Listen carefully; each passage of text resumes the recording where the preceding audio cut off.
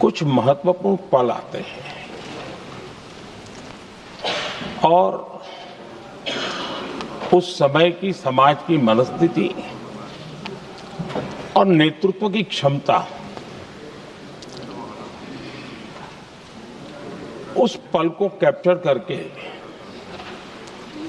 एक राष्ट्र की अमानत बना देती है, एक मजबूत धरोहर तैयार कर देती है।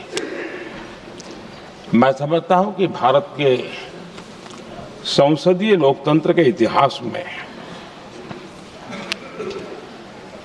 ये वैसे ही पल है। आवश्यकता तो ये थी कि 25-30 साल पहले जब से विचार सामने आया, आवश्यकता महसूस हुई, हम इसको लागू कर देते और हम आज उसको काफी परिपक्वता तक पहुंचा देते हैं और आवश्यकता के अनुसार उसमें समय समय पर सुधार भी होते हैं और यही तो लोकतंत्र की ब्यूटी होती है। हमारी मदर ऑफ डेमोक्रेसी है, हमारी हजारों साल की लोकतंत्र की एक विकास यात्रा रही है और उस विकास यात्रा में एक नया आयाम जोड़ने का एक शुभ अवसर सदन के हम सभी साथियों को मिला है। और मैंने प्रारंभ में कहा है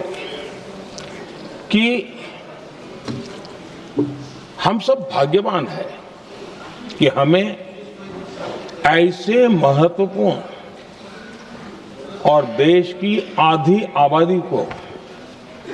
इस राष्ट्र निर्माण की नीति निर्धारण प्रक्रिया में हिस्सेदार बनाने का सौभाग्य मिल रहा है।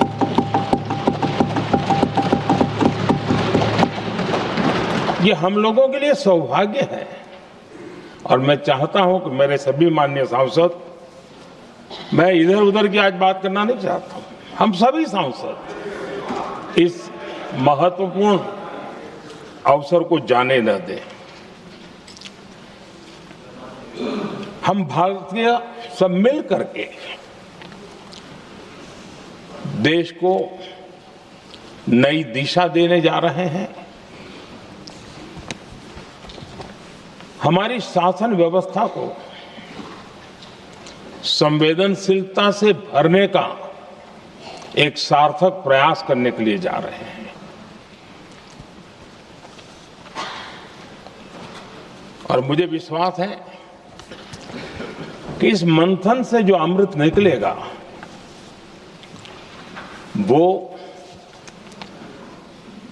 देश की राजनीति की भी उसके रूप स्वरूप को तो तय करने ही करने वाला है, लेकिन ये देश की दिशा और दशा भी तय करने वाला है। इतने महत्वपूर्ण मोड़ पर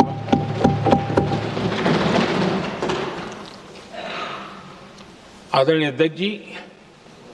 21वीं सदी में भारत एक नए आत्मविश्वास के साथ आगे बढ़ रहा है। विश्व में भी आज भारत की स्वीकृति हम सब महसूस कर रहे हैं और ये हम सबके लिए गौरव का पल है। एक समय हमारे पास आया है और इस समय को हमने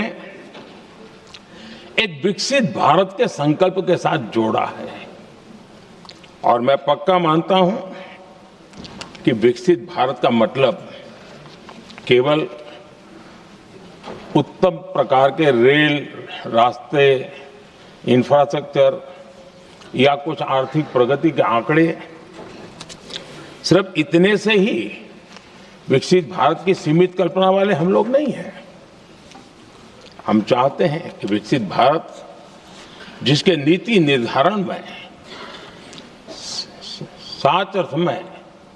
सबका साथ सबका विकास का मंत्र समाहित हो,